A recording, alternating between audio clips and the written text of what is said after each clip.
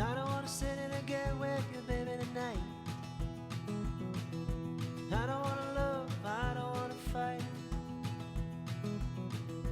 I don't wanna have to tell you all the things I know. I don't wanna stay, but I don't wanna go.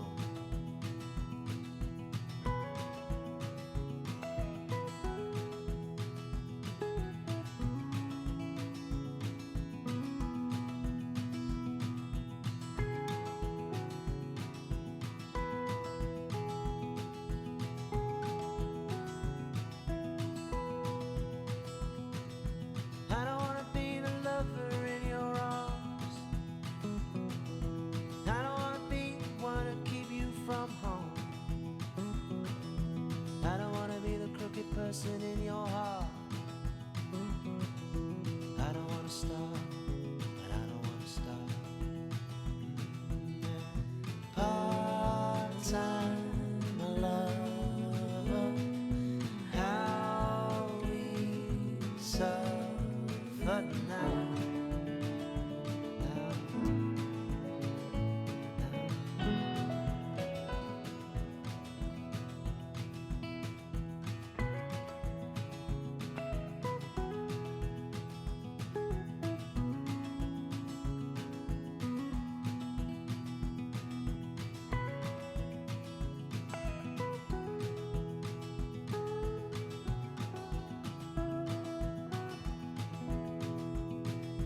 I don't wanna waste no more of your precious time. I don't wanna say that everything will be fine. I don't wanna feel your tears on my skin. I'm a coward, baby, don't let me in.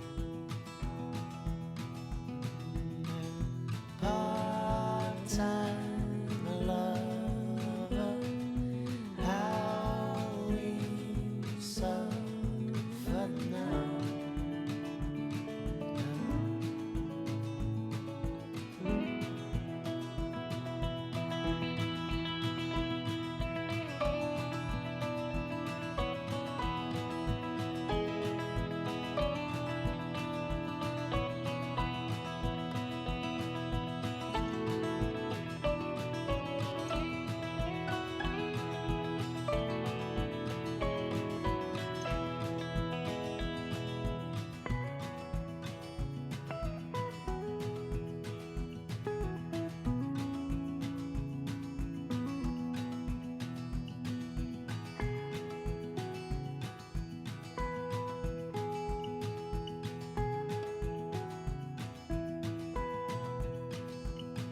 So I don't wanna sit in a get with you, baby, tonight.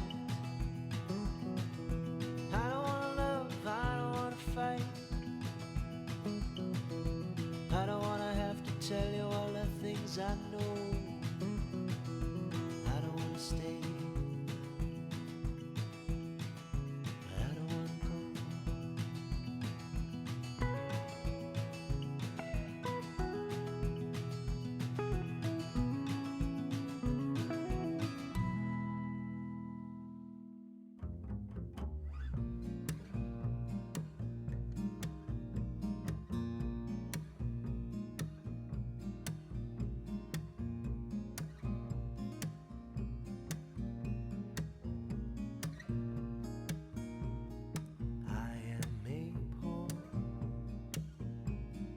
Wayfaring stranger, traveling through this world of war. There is no sickness, toil nor danger in that bright land to which I go. I'm going there to see my mother. I'm going there, no more to roam. I'm just going over Jordan. I'm just going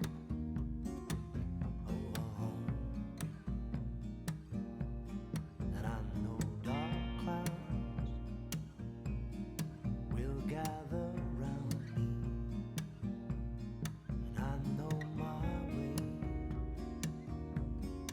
is rough and steep, but golden fields stretch out before me,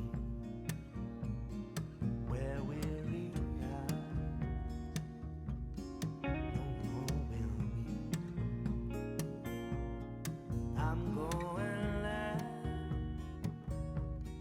to see my father. I'm going there, no more to roam. I'm just going over Jordan. I'm just going.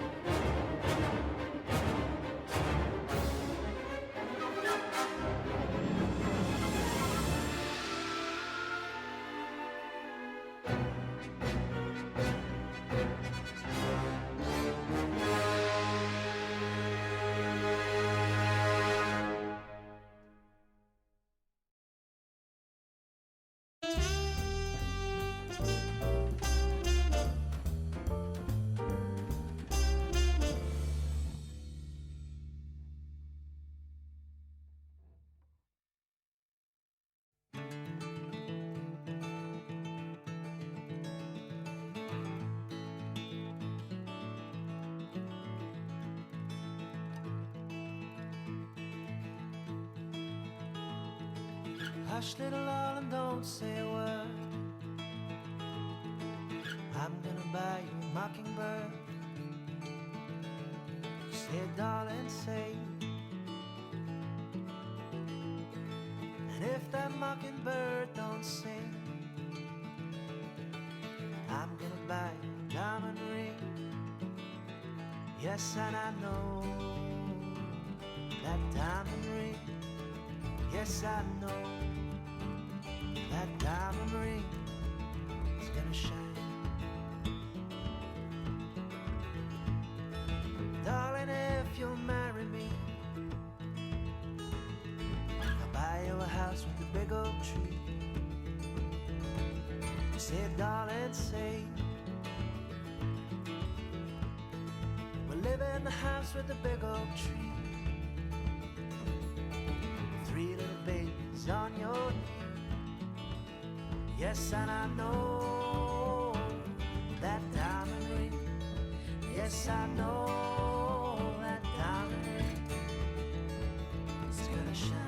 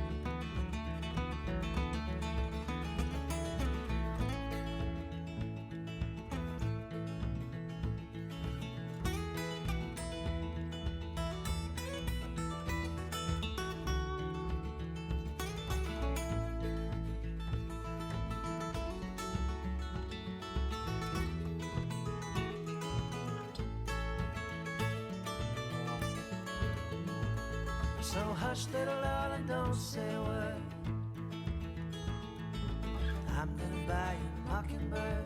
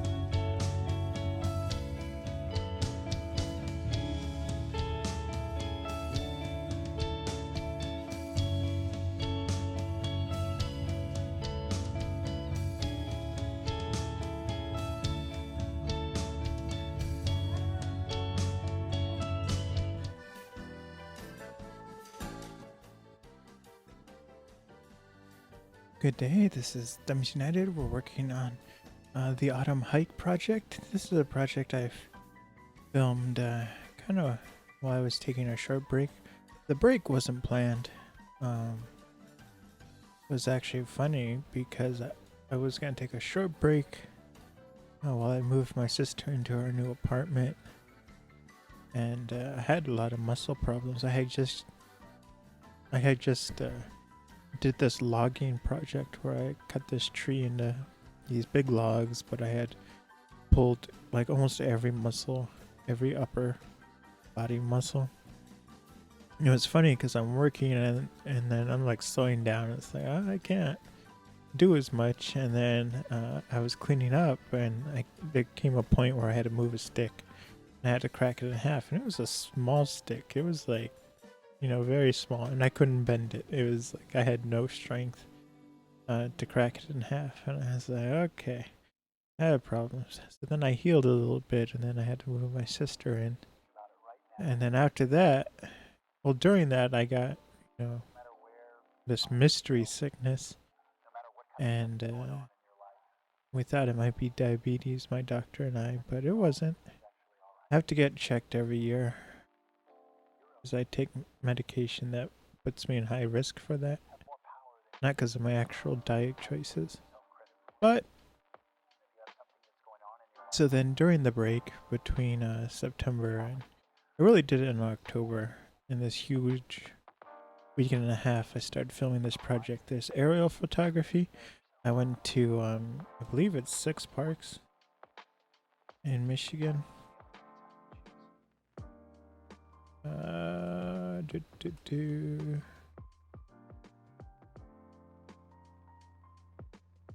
Yeah, it's 6 parks. And I filmed with a Steadicam, which is a stabilization system I built. It's a shoulder mount, which is unusual. But then it has its gimbal, the part that keeps the camera steady. I made it out of PVC, and so it has a weight on the bottom, and then it can rotate left, right, forward, and back. So the counterweight keeps it always level. And then in addition to that, what I did was I actually took a gimbal I had from my drone and attached that to the top of the physical gimbal, the one that uses physics, and then so there's extra stabilization. And this is what I was able to use in Winter at the Falls, all the walking video where it's very steady and slow and almost dreamlike because it's smooth. There's a little bit of rocking, but not much.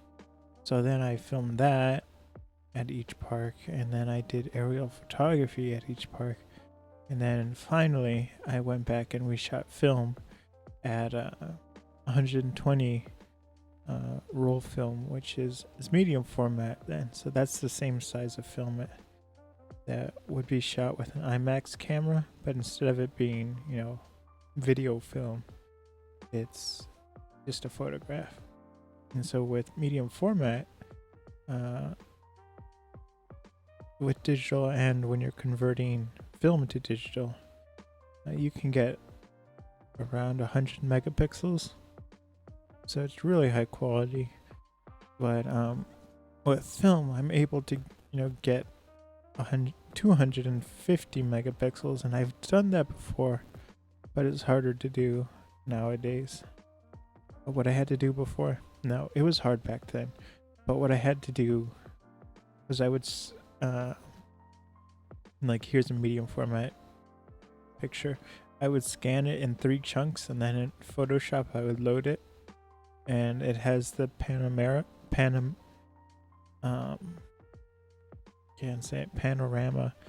feature, so it thinks it's 3 separate photographs, and then it stitches them together, and you can't tell the difference. But it was just it took a lot of processing time.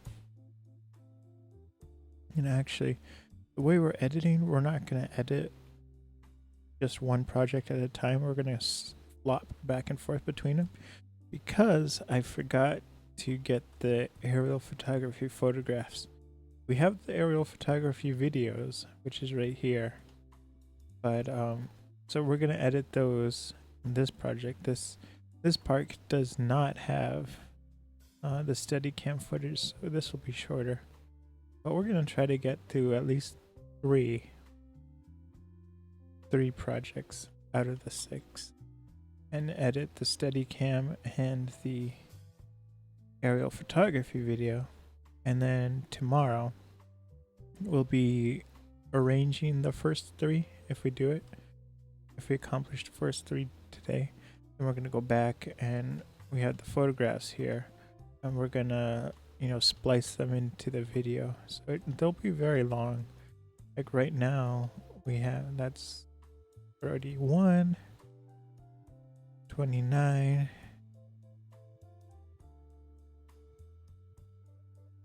So that's like, what is that? 40 plus, it's really 40 plus 30, so that's like 70 minutes, an hour and 10 minutes of just photographs we have to animate. And then right here it's 41 minutes of aerial photography, but that will be cut down a lot because it's the full flight, and so like we cut off the beginning for sure, and then we get the clips that are good, because when I'm filming with the drone, I don't have control over the camera. I could, but it's too much work. So I set all my settings, and then I set record and then take off. And then once it lands, I physically turn off the camera instead of doing it remotely. It's a separate system. The camera is a YI. I like it a lot. We're actually gonna get started right now.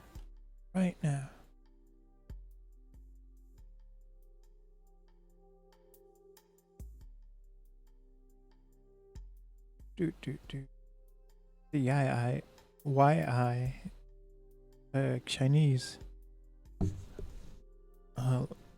camera.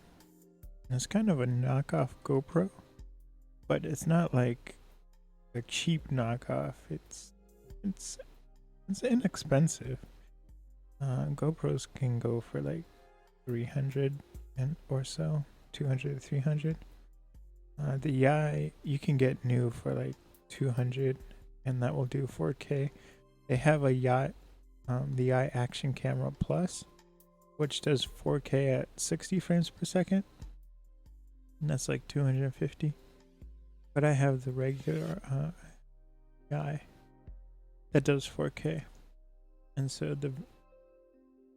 these droning videos are not in 4K. They're actually in HD, but I am able to shoot them at 120 frames per second.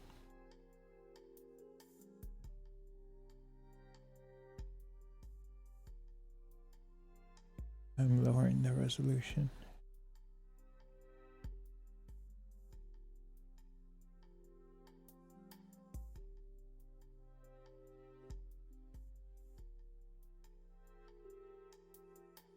Like I said, we're just getting clips of motion. But so I film it at 120 frames per second, and so the project is in 30. So then if we, you know, scale that 120 frames per second down to 30 frames, then it becomes 4 times slow motion. So for every second I film, that would become 4 seconds in the project. And so that's, you know, that's pretty slow. But then, and the reason why I do that is the drone I have, it's a cheapy one. It's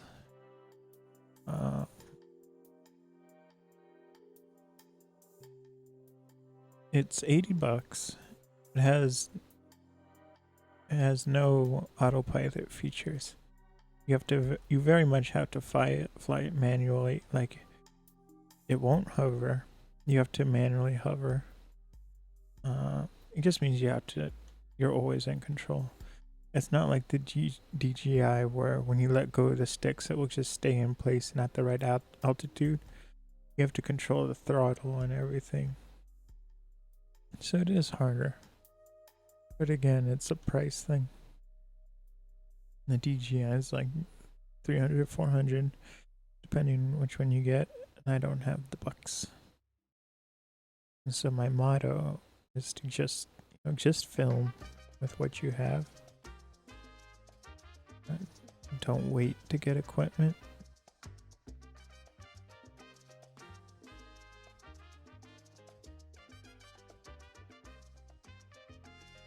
And so I film with this inexpensive drone. The downside is that it's very difficult to fly smoothly. If a gust of wind comes, it doesn't compensate. You have to compensate. But so that's why I shoot it in slow motion, is because with the compensation that I do, and you can see it wiggles back and forth a lot. Every shake is slowed down, so it's smoother. But in addition to shooting it at 120 frames per second, I wrote this program that blends the frames together. So what it does is, first it takes all the frames from the video, separates them out into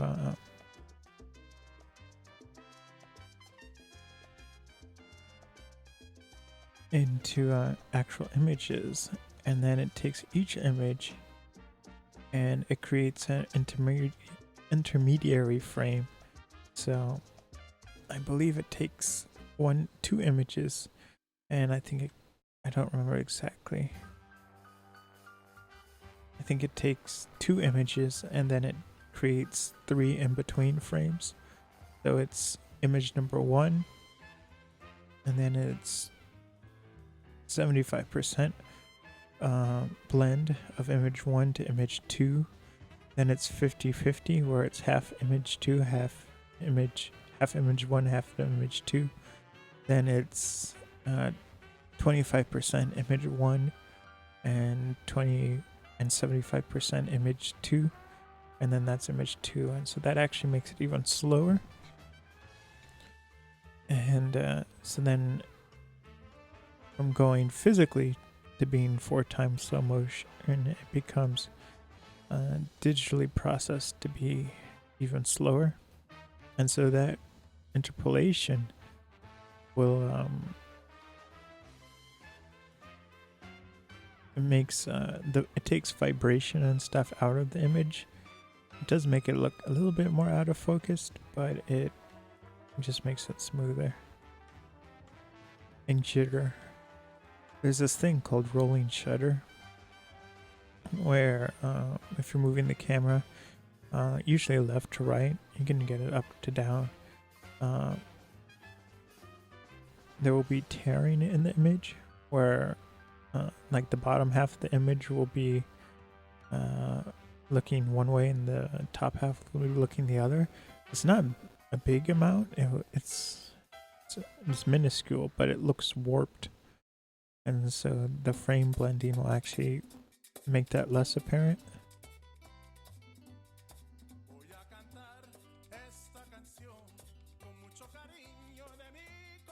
Oh, you know what? I forgot to tweet.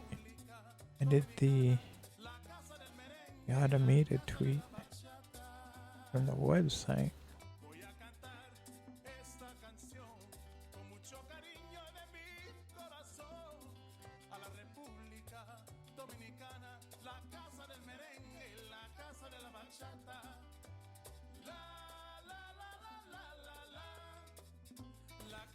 I'm gonna do that in a second.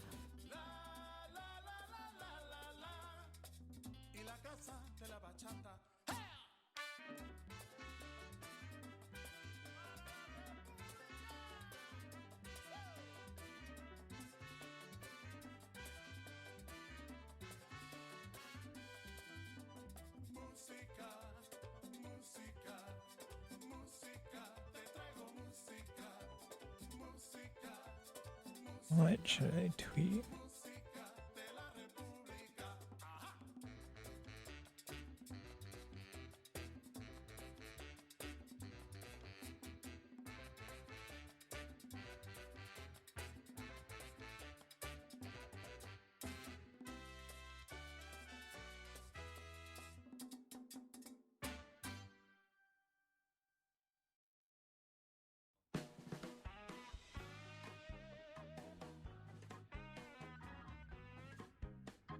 No, looking for a good gift.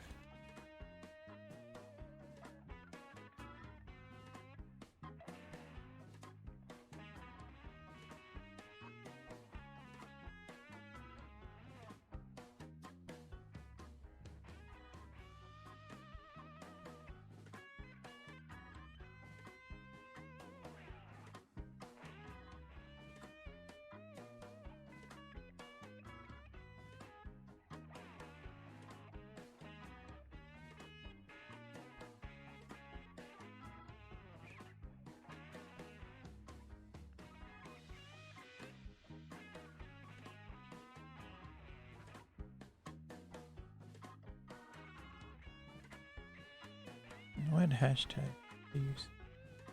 It's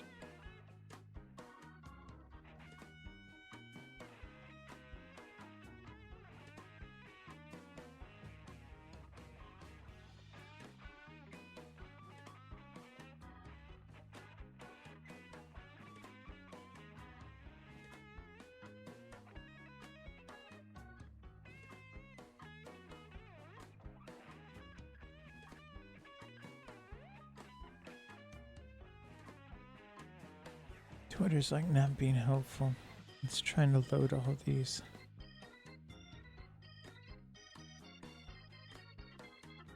You know, hashtag suggestions, but they're just blank. Like before, it would do.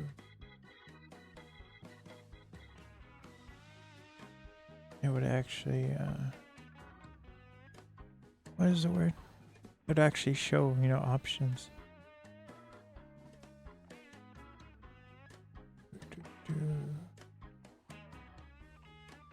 But now it doesn't.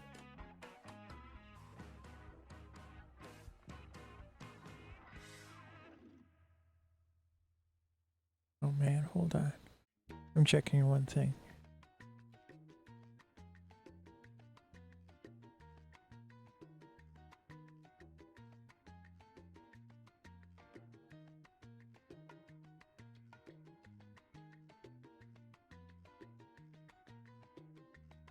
Checking one thing.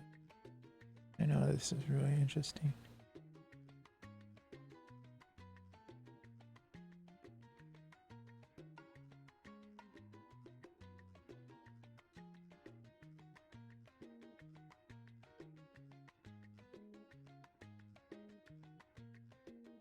Okay. Done with that. Done. Done with that.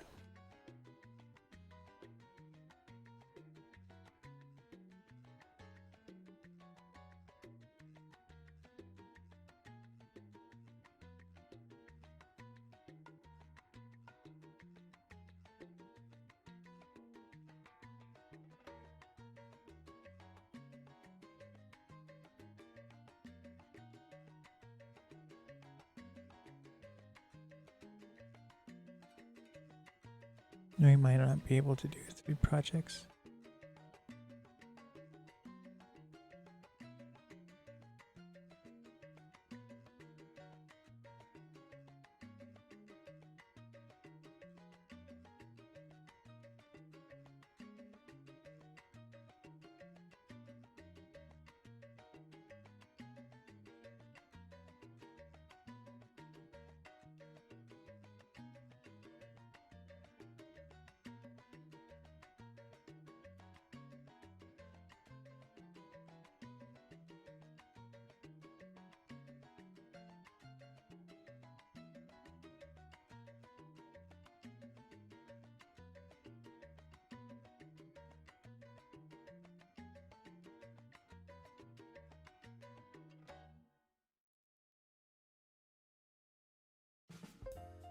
And then for this aerial photography, I was shooting film on these trips, but this last one, I was like, I gotta finish everything in one big go. So, because I was worried the leaves would all fall. Because that's what they do in Michigan. The trees, they talk to each other. And they're like, okay, all at the same time, they're like, we have agreed. We are gonna drop all. Well, first they're like, we have agreed we will all change color at the same time. And then they actually changed color for a long time. And then they're like, okay, we're all gonna drop everything. And then my day job is working as a gardener, and so they were trickling down where I work. But it was like a lot of work to get all the leaves, and then you look up and they're like, ha ha ha, we've only dropped 10% of our leaves. And so for all of October, even part of September, I've been collecting leaves and everything. And usually, with the leaf bags that you get at the store, we get ours from Costco or Sam's Club. There's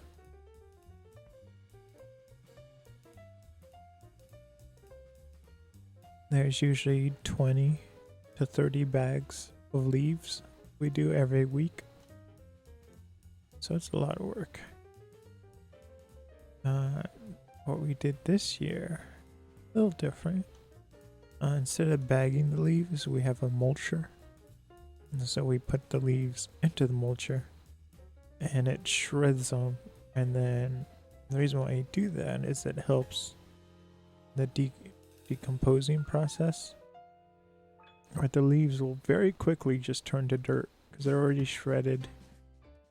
And yeah, and then it's a much smaller pile. So the shredder is not that big. I mean, it's big. It's a shredder, a mulcher. It will actually do tree branches as well, but up to 3 inches. But it's one you have to pull. Like, it's not one that goes on the end of a truck. It's big, but it's like the same size as the lawnmower that you push. And but it's really heavy. The part that mulches, it's like, it's not steel, but it's almost like cast iron. And so it's this huge thing with, you know, this giant metal thing, and it has to be, you know, a really strong metal, because, you know, it's shredding thing. It's shredding sticks, so it can't be weak, and, you know, a hole appear in the manifold, and then it would just shoot, you know, blades out.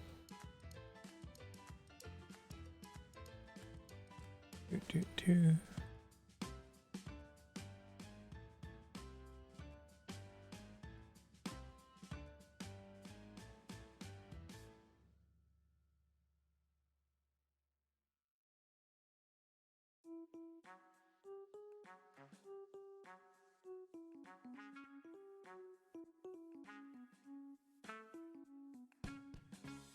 This is where I want to cut out.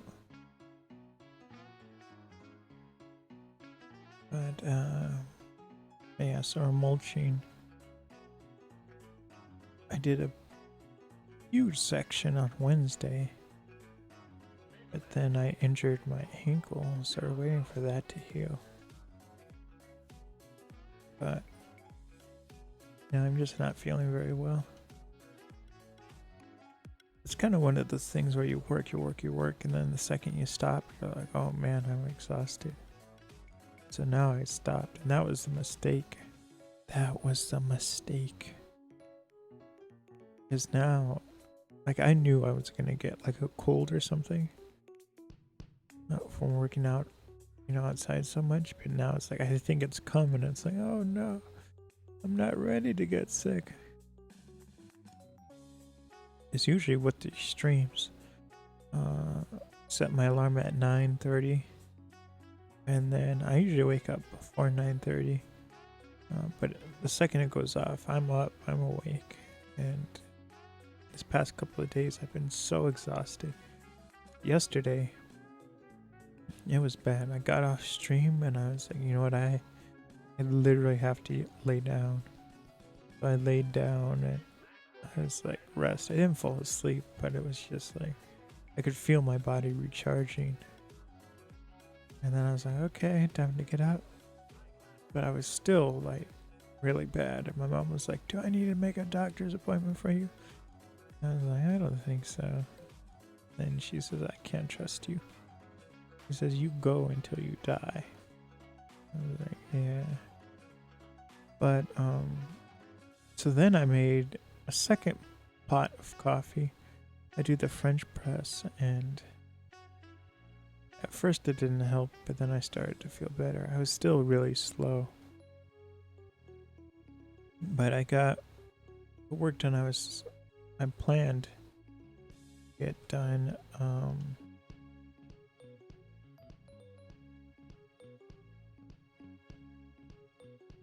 what is the word? I'm preparing this section of my website, so it's like factual articles. Not that my articles aren't factual, but it's dedicated to, historical articles and everything, and all my original written works. So a lot of it is actually the scripts from the series, the narrations I write, and I actually do it in the narrations. I don't write it in script form. I write it kind of as though I'm writing a book, manuscript form. And so it's very easy to, change it to being a blog post. So I'm going to be doing that. I did 8 episodes, proofread and got ready of Live to Tape story time, which are, it's classic literature. But I did the research and wrote it myself. It's not just copy and pasted from a book or anything like that. And so they're a little bit my version, but they're historically accurate. So I did that. I proofread all of them, and I almost didn't finish. I was like getting so tired. Each one, the early ones, like episode 1, 2, and 3, they're about 2,000 words. That's not that bad. But then in the other ones, from episode 4 to episode 8,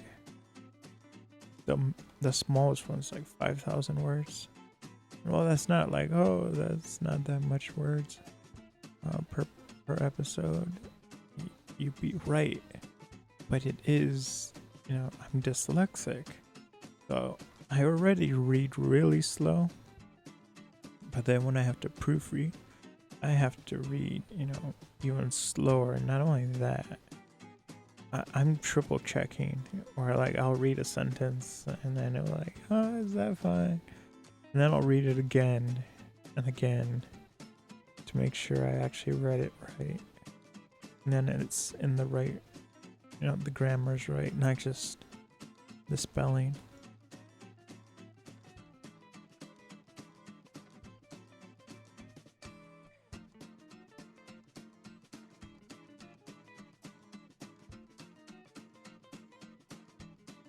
And so I did that from 6 to 9, so it took 3 hours.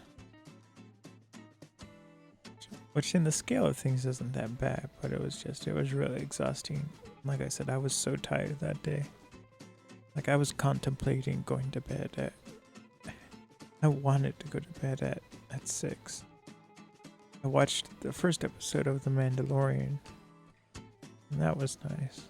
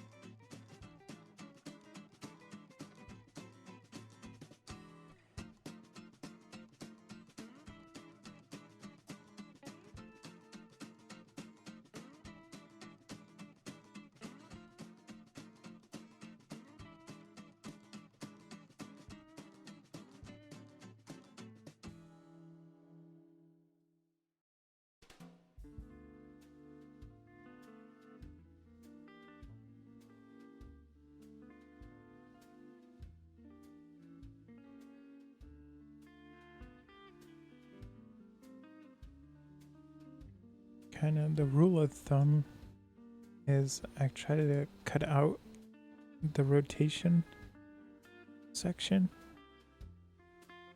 When the drone rotates, so much of the image is changing. When it rotates left to right, that is not a smooth motion. And then because I do the interpolated frames, it's even exaggerated more where the motion isn't smooth.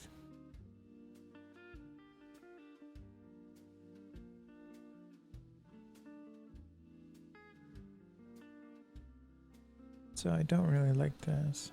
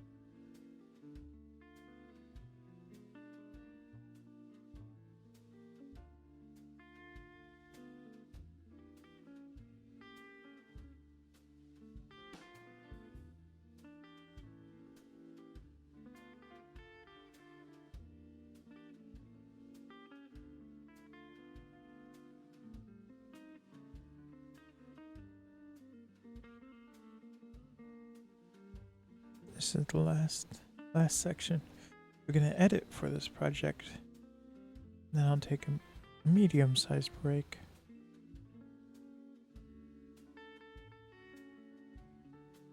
I don't know what I'm gonna do. I'm either gonna have a chai tea, or I'm gonna make another pot of coffee. Which I'm probably gonna make the coffee, because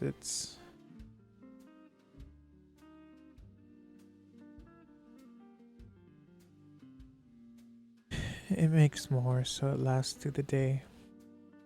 But with the chai tea, it's really sweet and stuff, and so sweet things and stuff are fine, but I feel like it makes me feel too hyper. Not like, oh, I gotta do everything, blah, blah, blah, blah, blah. It just makes me feel like my heart is racing faster.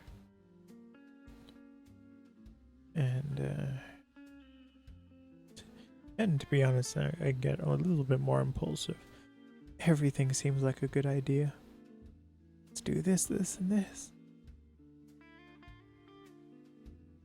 And which is dangerous. But in other news, on the weekends, today and tomorrow, I have time set aside for this one project that I'm doing in the real world, where I'm working on this train set. I'm kind of getting ready to make this thing that's a little bit like Mr. Rogers, a little bit like Thomas the Tank Engine. It's gonna be like acceptable for kids, but not limited to kids. This new kind of series I'm doing, kind of fake TV show, but I'm building that, and it's a slow process. A lot of the parts, it's actually incredible because like this is an old train set I had. The scale is it's called HO scale, and so O scale trains, they're big, and what's nice about them is like they're bigger. The tracks are actually, it's a 3-track system. So there's the left track, the right track, and a center track. And what's good about that is you can have the tracks loop into each other. You can do more things where you can have like it's hard to describe, but with normal track, let's say it would have to be a circle, because the electricity can only flow in one way. You can't have the track what you can do with the 3-rail system is you can have, instead of just being like a circle or anything that's circular, or you can have it zig and zag, but it has to come back to the same starting point. That's what you have to do with a 2-track system. With a 3-track system, you can have a straight line, and then you can have it circle back to where you have a U-turn in the track, and then it actually comes back onto that same straight track where it was going down. Now it's coming up, and then it can actually, and so you can see it loops back. And so if you did that with a 2-track, it would short out the circuitry. It wouldn't work. The electricity would just it would short itself out, and it would blow up any system you're using. But with the 3-track, you can have it loop, and so then it can go down one way and then come back the other way, like turning around.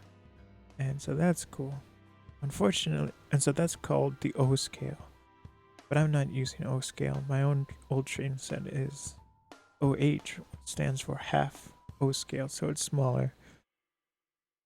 I have it in a loop, and so what I actually have is I have this section where it does an elevation change. So it goes up and it comes down from being elevated. And so with the 3D printer, I had an old printer.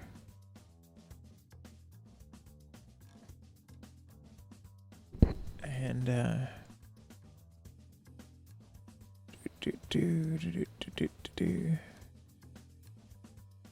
got a text today. So with the old printer, it was this open source printer. So it was good, but it's made out of wood. And so I was able to print a lot of things with it. Like, I'm good at 3D printing. A lot of it is setting. Everything I print, I design myself. There's a program called FreeCAD, and that CAD stands for Computer Assisted Design. It's the stuff that engineers and architects use when they're designing buildings or cars or whatever. But and so you can do things very precisely. You can design things down to 1/10 of a millimeter, which is something I do when I'm building cameras and stuff. But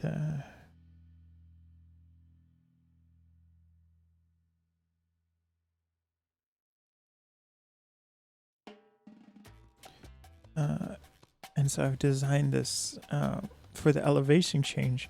Before, what I used to do was I would stack dominoes and have that slope down. But now with the 3D printer, I'm actually able to print support structures for the track. That's actually designed to fit in the track holders underneath the track.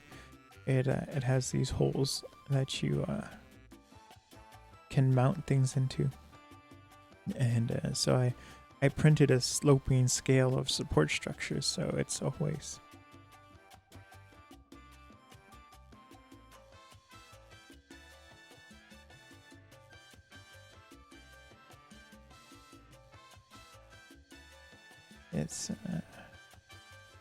I'm sorry, I'm texting, but so it's it's a nice controlled slope. So I think there's 28 parts I had to print for the slope, so it's a really gradual one. So I'm excited because I'm actually going to install that. I actually have to print another set, but I'm almost out of plastic. So I'm gonna wait for that. So that's what I'm gonna be doing after this, is assembling the track.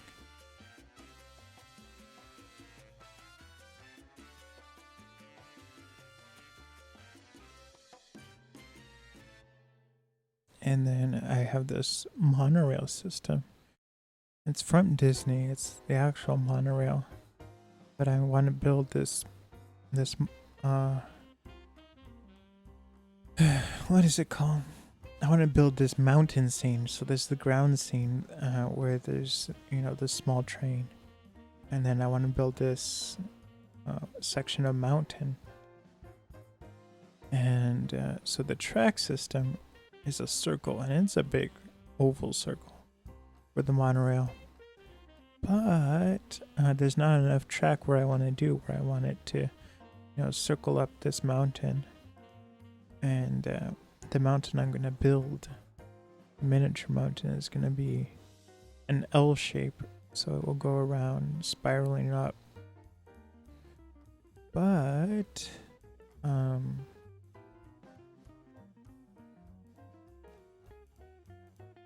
I don't have enough track, and because of that, like I could buy sections of track. They're really expensive. It's like $10 for one, and some people have made custom ones or they're extra long, and it's like that's too much. So what I did was I figured out how to do silicone molding. So it's actually kind of easy. What you do is you go to like Lowe's or Home Depot. I went to Home Depot, and you get the gawk or whatever. Anyway, it's silicone. It's in a tube, and it costs $5. You need a special gun to shoot it out, but I had one, so. But those are only like $5 as well. And so what you do is you take 4 ounces, they just say of blue dish soap. So I don't know why it has to be blue, but I think they're saying, use Dawn soap, but they don't want to say a brand. And so you take 4 ounces of soap, which is kind of a lot. And then you take 32 ounces of water. There's something I don't like about this. You take 32 ounces of water, and then you put both in a bucket. You're not trying to make it foam up.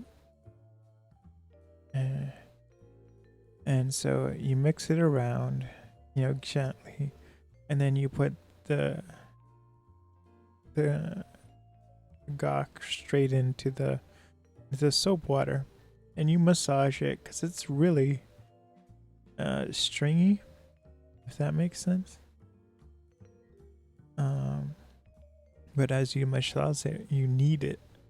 It becomes harder and harder, and so more thicker. So it goes from being like almost a liquid to turning into kind of Laffy Taffy. You know what that is, where it starts to get, stretchy but firm. And then, so once it starts to get that, then you take it out in one big clump, and you put whatever you're molding in it, and you wrap around the silicone.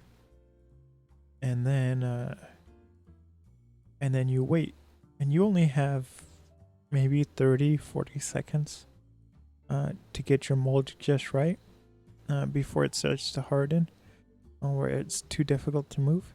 And so you do that, and then you wait an hour, and it's like you don't really have to wait that much longer than an hour, but you wait a solid hour. Then when you come back, it's taken the shape of what you molded, and so then you can just pry it open, and it's very, it's like a gel, or it's kind of floppy and everything. So you can, very easy to get the mold out. But what's good about the silicone is nothing can stick to it. And it's a very smooth surface. And so what I'm going to do is I have resin. And then, so I made molds of the track. And then I'm going to put resin into the silicone mold. And then I can make my own track. And it's still a little expensive because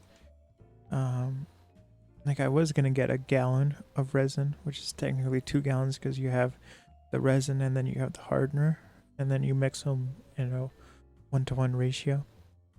But I got like 30, I think it was 32 ounces, and and that cost $30. So it's still saving me money versus buying a track itself. But I'm gonna be making more tracks.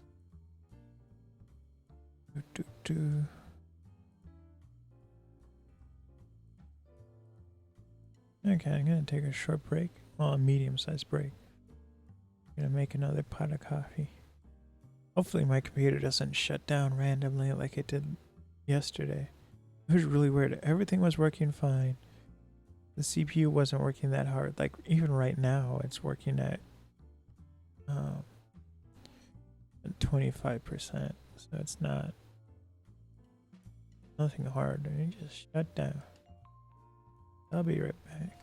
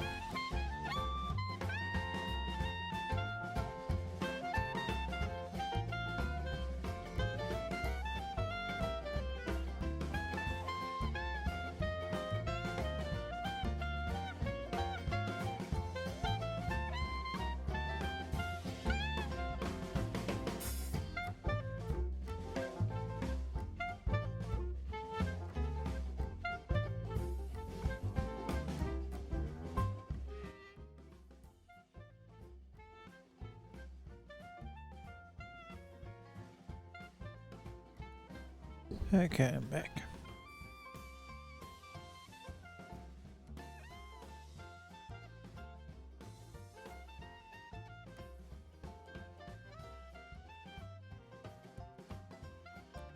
So for this one, we have two different forms of aerial photography.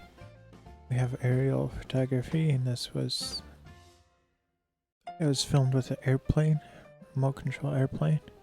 Then we have this, which is shot by what normal people would call a drone. It's the quadcopter. It's essentially a hot helicopter with 4 propellers pointed at the ground. Well, actually, they're pointed at the sky, but they push air towards the ground. And so it's about 3 hours of aerial photography that we have to cut down.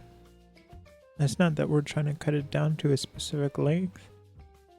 Each of these projects, like just whatever length they come out, There's not a goal. But we also have the Steadicam, which you can see very steady. And that's just me walking. It's a shoulder mount. I've talked about this before, but it's a shoulder mount, and then I have a physical gimbal that uses physics, where there's a counterweight and going down, and then it has this section, the gimbal part, that rotates left and rotates right and forward and back, and so that counterweight is attached to a pipe that goes straight down, and then on top of the gimbal of that same pipe rests the camera. So when you move to the left, the camera, when you tilt to the left, gravity pulls the weight straight down. But the camera, even though you're tilting, stays straight up. And the same with forward and back.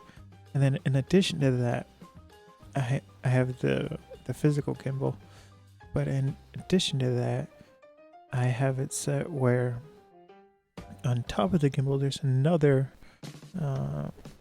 an electric gimbal that I use that was supposed to be used for drones, but my drone can't carry it, and I don't trust it on the airplane. It was having problems. It took too much power, and a lot of times it would jitter. It's meant mainly for bigger quadcopters, which I have a very small one. And so I have it attached to the top of a gimbal, so it's like a gimbal squared. And so that takes out even more motion. That would be more shakiness. And so with that, we have about 5 hours. It's about 2 hours, actually. 2 hours of gimbal stuff we have to take out. And you can see we're just walking through the park. And then we have 1:40. So we have about an hour of photographs we're going to have to edit. And it's a collection. These are film. And then this is digital. And so the only thing we're going to be editing, and this is going to be the last project we work on. It's going to take us a while. I try to keep these streams at 2 hours. I get antsy. I got to move. I got to get up. I got to walk. I got stuff to do. But 2 hours is kind of like what I try to keep it at.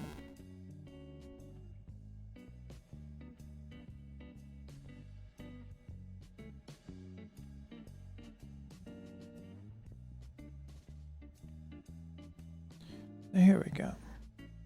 We're going to edit the airplane drone footage first.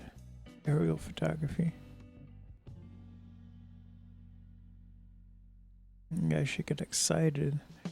I don't advertise my face, but you're gonna see it.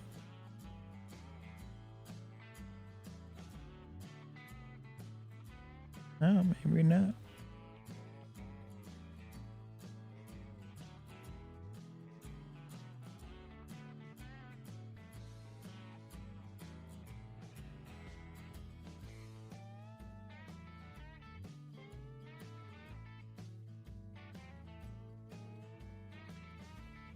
And there we go.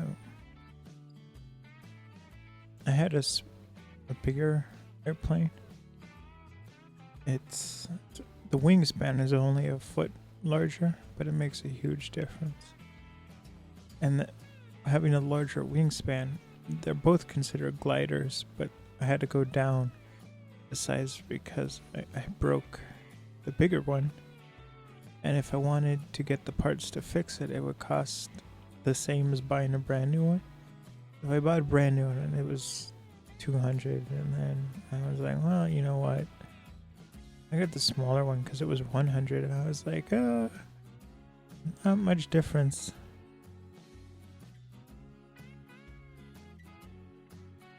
And if there's just a foot less wingspan, and some of this we don't have to cut out, we just have to make cuts so that something can be spliced in between. And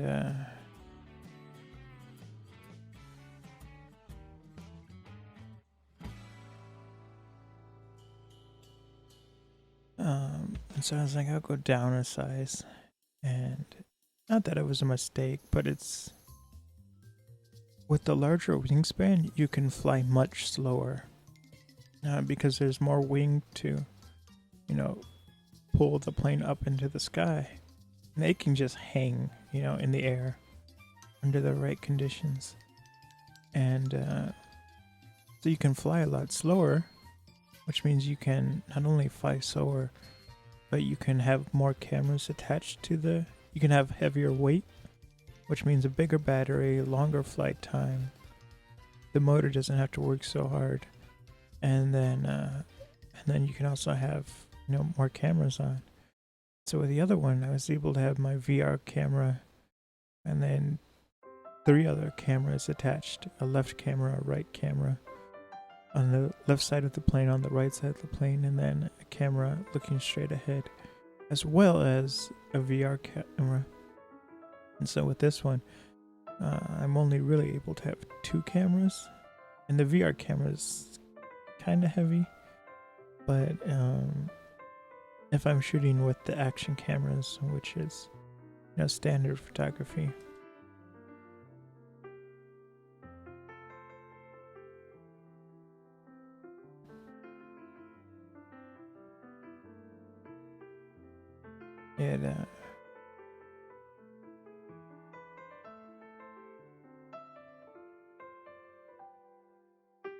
It's pretty light, and so I can have a GoPro in the back of the plane, and it's on the tail, but it looks to the left, and I have it set out where I can have it look to the left or look to the right, but it takes photographs, and then the front camera will take video.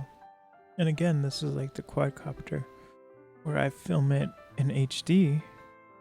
Before I used to film it at 2.7K, but at 60 frames per second, and it was okay. But I wanted even slower motion, which is why this looks so smooth. And so again, I'm shooting at 120 frames per second. But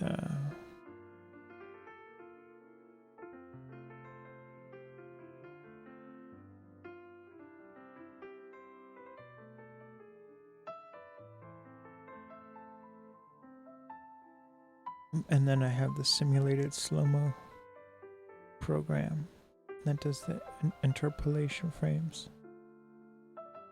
So this is really like 8 times slow motion. It has to fly fast, which is why I was telling the story before, where because the wingspan is smaller, it can't hold as much weight. I actually have a battery now that I can't use with it because the plane is too heavy to take off with it. And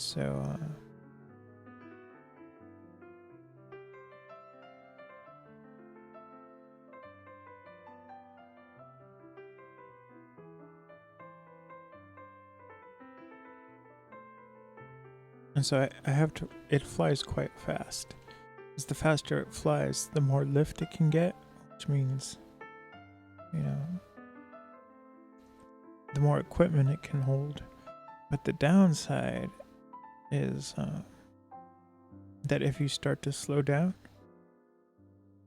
it gets difficult to control. And so it's electric, so if you're flying I fly about like maybe 65% throttle. And the other one I could go down to like 40 or 20%. But if you have it at, you know, a higher throttle, then you know, the battery goes down, you know, faster because you're giving more energy to the motor. And so instead of having a flight time of 12 minutes, or the battery will actually last 20 minutes, but you never fly the full duration of the battery, because, you know, if there's an emergency situation, or let's say all these people, you're not allowed to fly over people, but if a giant crowd comes where you want to land, you have to stay in the sky. You can't land on top of people. And so if there are a whole bunch of people there and you've run out to the absolute limit of your battery, you have no choice, because the motor will stop and you have a little bit of time to coast down. But like I said, it's heavier, so you have to come out of the sky fast, because you have to maintain a really high speed.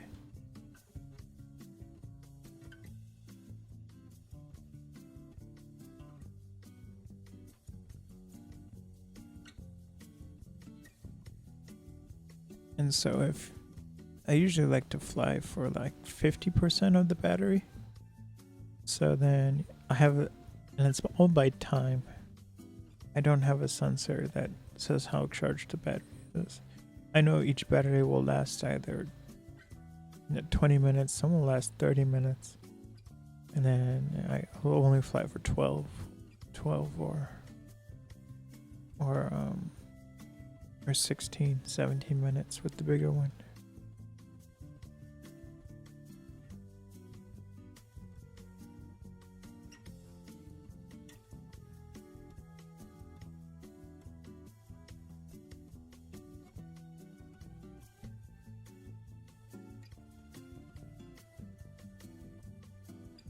And so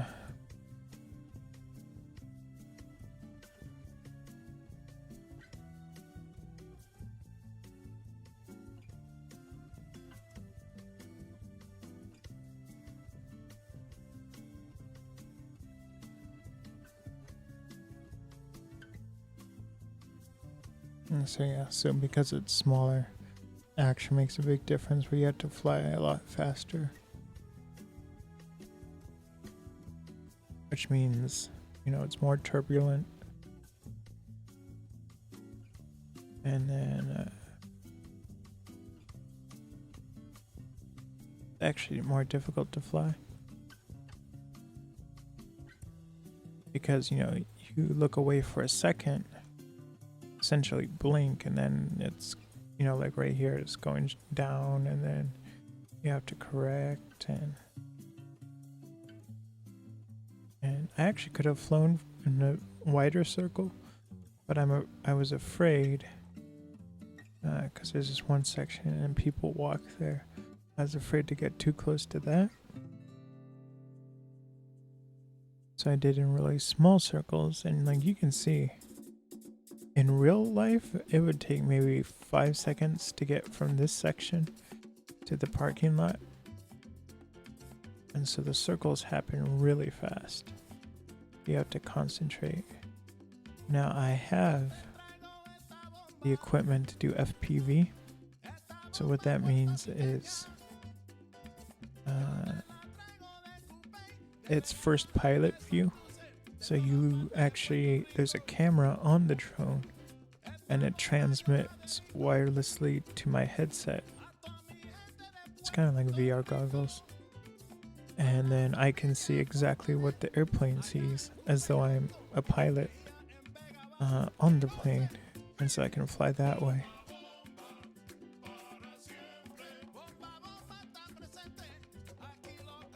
And it's fun, but it's really scary because if the signal goes out, you can't tell where the plane is. So it's really stressful if you start to lose signal.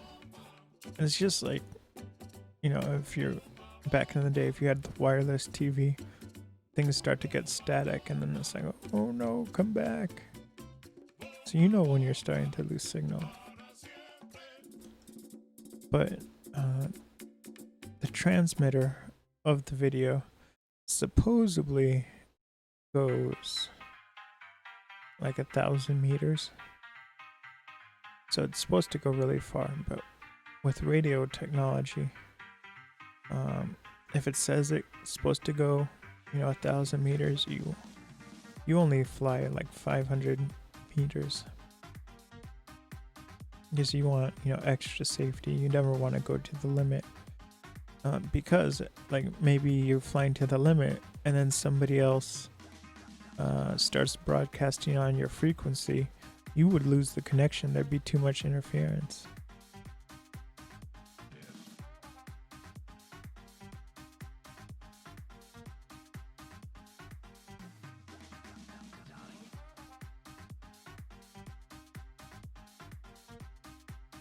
And then actually the other issue I had was the transmitter that controls the plane. I had it where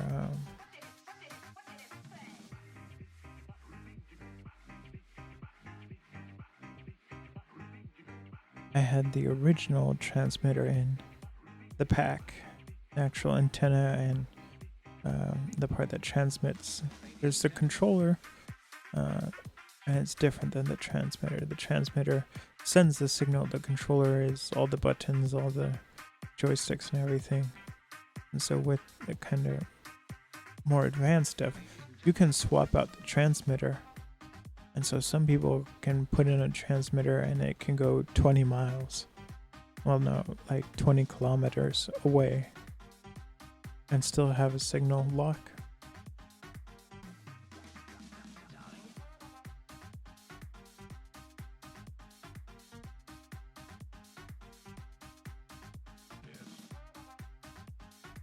But the default one that came with my transmitter, I kept had this problem where I fly and then it would lose signal.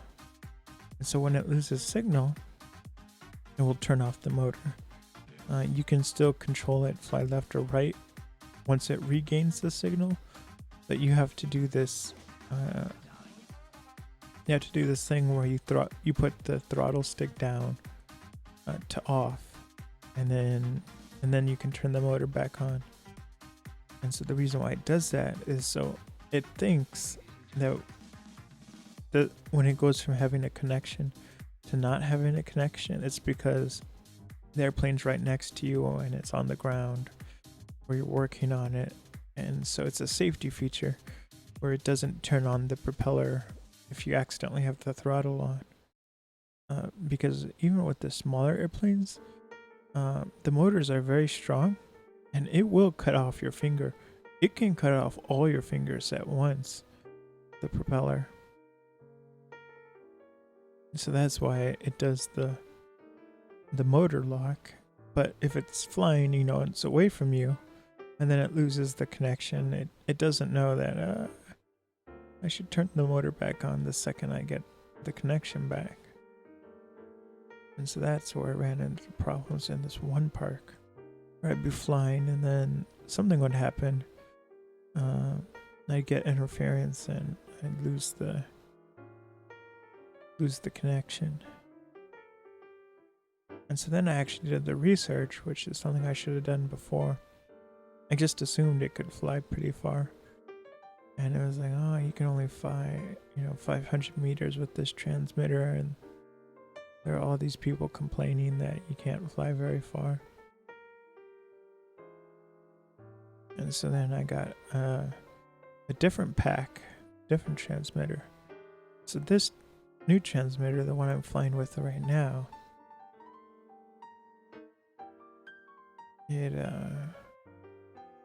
it's supposed to have a range of like 1.2 kilometers. So I only fly, in theory, I would only fly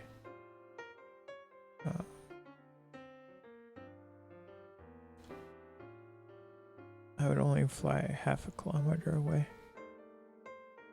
So the video link, you know, can go 1,000 meters. So I only fly for like less than that. So technically, I should be able to fly this whole park. But the other thing is when you're flying the drone, if you're doing recreational, which I have a recreational license, and the difference between professional license and recreational license is I can fly for myself, you know, for fun. I can take pictures and videos, but you can't hire me to take photos and videos. I can't do it to get a job or anything like that. You know, I can't be a professional aerial photographer. And or I work on movie sets and stuff. You can get a professional license. You have to take a pretty in-depth test. And then you do get the professional license. And the recreational license, you have to sign up with the FAA, the Federal Aviation Agency. So you're just like a pilot. Like you're on a list. And then you have to place your identification number on the drone. And so if you lose the drone, it flies away, it crashes, and you don't pick it up, they know exactly who it belongs to. You can get huge fines and all that stuff. So all my drones have their identification number on it.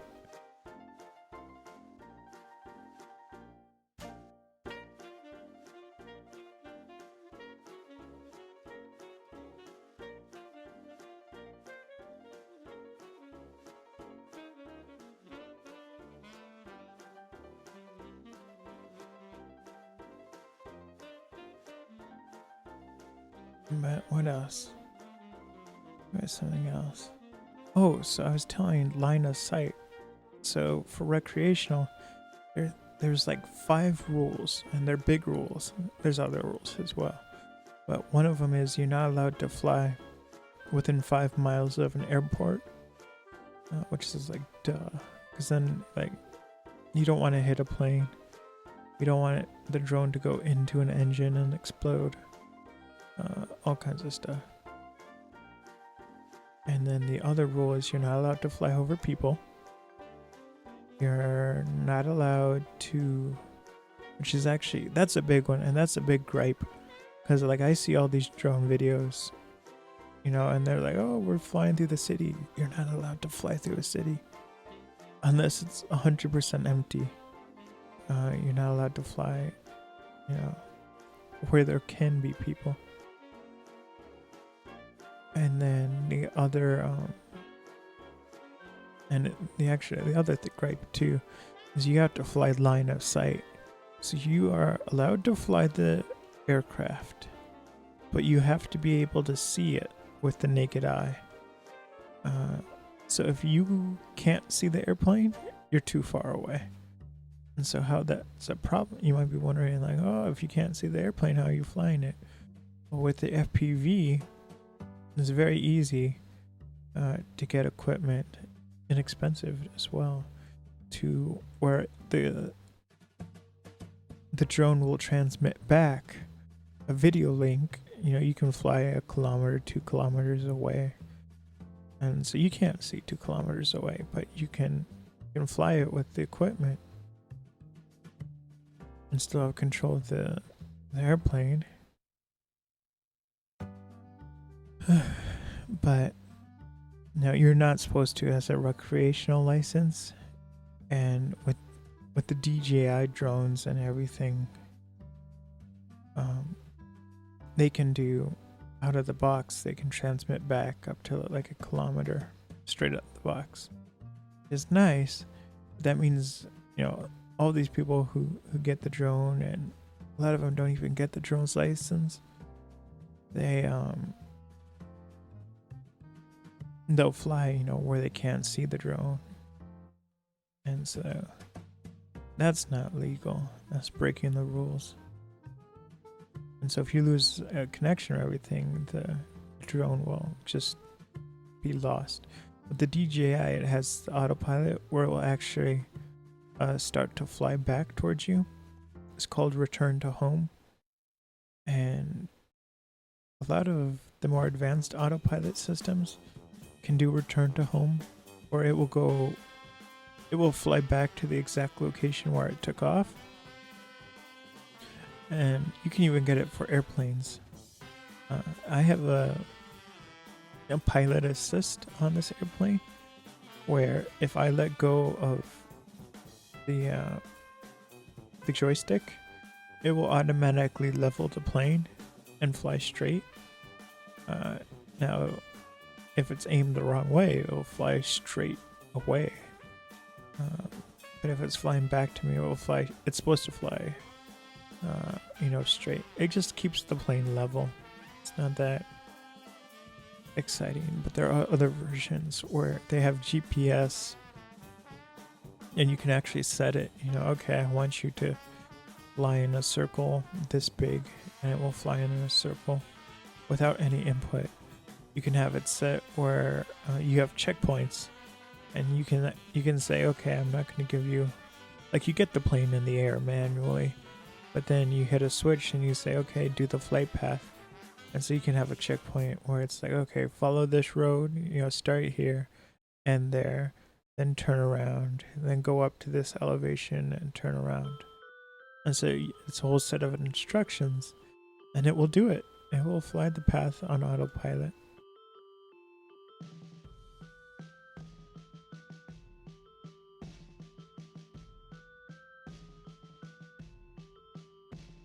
We only have 10 more minutes. So we're not going to finish this project. But I will get things set up. Tomorrow we will edit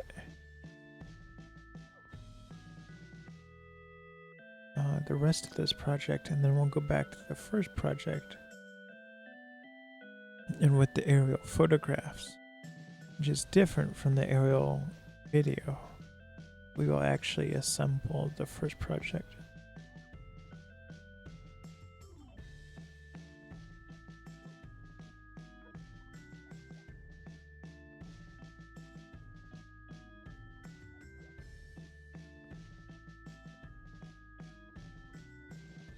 Yeah, so, and that's one of the main differences with the professional license versus the recreational license. The other rule for recreational drone license, you're not allowed to be in a car or any vehicle and fly the drone. So let's say you have somebody driving the car. And I'm sure there are people who've tried driving the car themselves and flying the drone. But you can't, like, let's say you're in the passenger seat and you're driving on the freeway and you're flying the drone right next to you. That's illegal. You can't do that. I mean, that would be messed up. Cause serious accidents. So you're not allowed to do that. You have to be standing on the ground. You can't be in a vehicle. You can't even be on a bike and flying the drone next to you. But you may wonder, like, how can you do that? It'd be too difficult to control the bike. There are drones that have this feature where they will follow an object. Like you set what object to follow. And again, it's DJI. And it will follow you. So you can film yourself running, or you set the drone to, follow you. And it will follow you as you run. It's a cool feature. And you can also have it set so if you want to follow a car, you can say, follow this object, and then you can follow, any moving object. within reason. But again, so you could have it say, oh, record myself on the bike. But if you're flying, you're not allowed to be on the bike.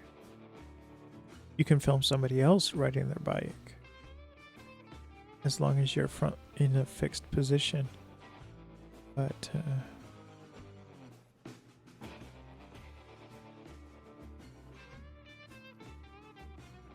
you have to be planted on the ground. And then if you have the professional license, you're kind of allowed to film in a vehicle. Some people will actually like for Interstellar, there's the drone scene, and so the drone that comes down, the Indian Air Force drone, surveillance drone, there's an actual miniature that they fly. And so the one person is in a helicopter flying the drone. And then, so you're allowed to do that if you have a professional license. But you're also allowed to fly out of line of sight. So a lot of emergency crews and some people that do zone enforcement, they'll fly 3 or 4 kilometers away, checking on borders. There are some wildlife drone operators where they'll see like in Australia, the drones will fly over the sea and over the coast. And they're looking for sharks and whales and stuff, and to see if there are sharks in the water or who's migrating. There's a lot of uses for drones other than aerial photography and surveillance. I shouldn't say this because maybe someone will steal the domain name, but I wanted to get a domain name, dronesforpeace.com.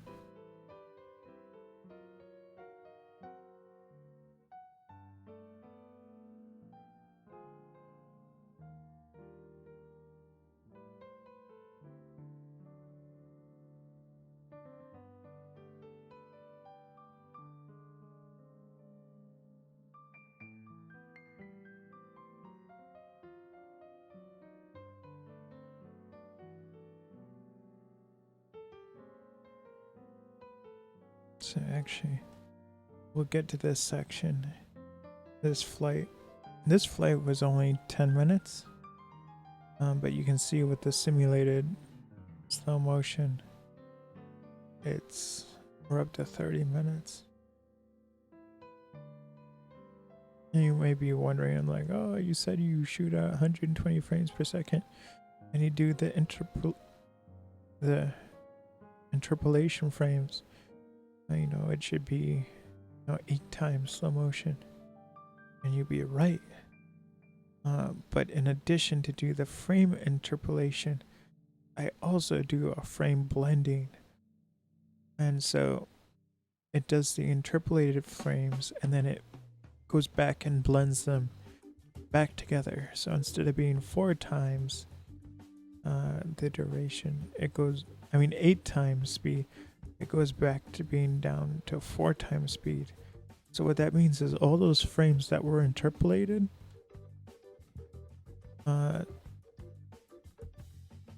it has a motion blur effect. And so if we slowed it down without that, it would be jittery once it's finished. But with the slow motion, with the motion blur, it looks like the plane is going at regular speed, and it's not slowed down.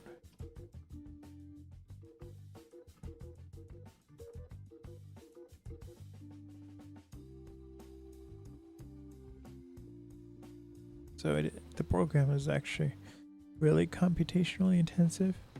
There are ways to do it with other professional programs, but they were the ones that I used. It was very unreliable.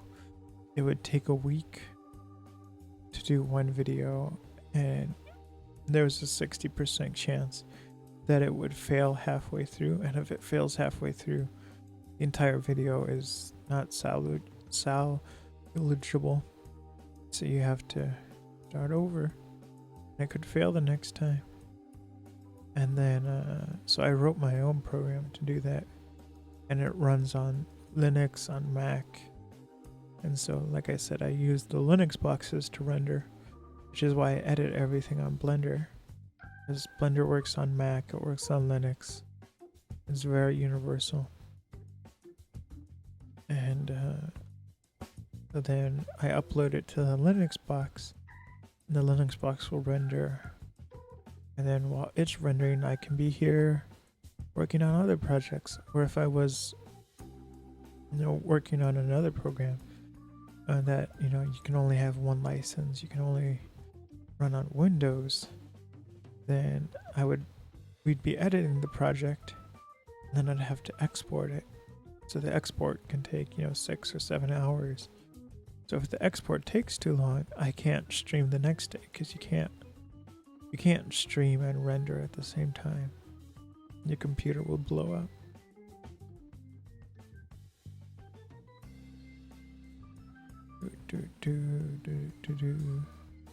So that's how I'm able to export things while I'm live streaming. Actually exporting on an entirely different computer. And what's nice is because it's on Linux, because Blender is so well written, I'm able to do 4K animated content, 2D animated content, 4K video rendering on very low-end hardware. The hardware I use it's legacy hardware from like 2008, 2009. Like it's really old AMD stuff. I have the Phenom 2 6-core. I have an Athlon 3-core. And so each processor, like the maximum price of the processor is like $30. And then the motherboards are inexpensive as well.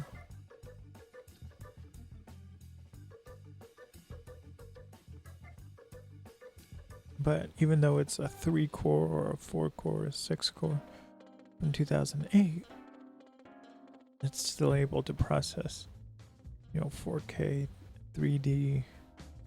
I've even done 8K, which 8K is 30 megapixels. 30 megapixel video.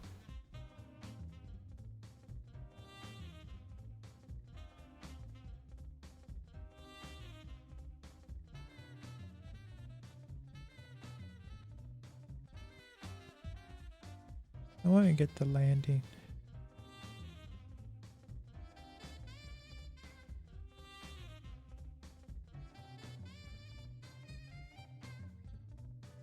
Which? Not here. We have to go back. Gotta go back. Why I was tricked was once the video reaches a certain file size on the memory card, it has to start a new file. It does that because of file systems. Back in the day, they had file size limits where a file couldn't be larger than 4 gigabytes. That was the nice thing about the Mac, is they never had that limit. You could have a 1 terabyte file, it didn't matter. But with video, especially with video with high bit rates, you could have a video and after 4 minutes you've reached 4 gigabytes. And so instead of just ending the video, what the cameras do are like, okay, I've reached 4 gigs, and then it will start a new file exactly where the old file left off. And there's not supposed to be a jitter. Sometimes there's a frame or two lost, but it will start the new file and continue on recording. So that's what that was. It wasn't actually the end of the flight. The video became 4 gigs, and I had to head us out. So I want to thank everyone for coming out. Tomorrow I'm going to be doing a live stream. We're going to continue on with this creative, working on the autumn hike. And then Monday through Friday, we go back to Halo. I think there's going to be like 2.5 more weeks of Halo 2 on Legendary. Finishing a level consistently, one level a stream. It takes me 2 hours to do one level, which is, it's really difficult for me. But we're doing it. And so Monday through Friday, starting at 10 a.m., there's the Halo gaming stream. And then on the weekends, I also starting at 10 a.m. and they go for 2 hours. I do the creative streams. So tomorrow there will be a creative stream. And thank everyone for coming out. See everyone tomorrow. I'm going to start a rerun of aerial photography. Bye-bye.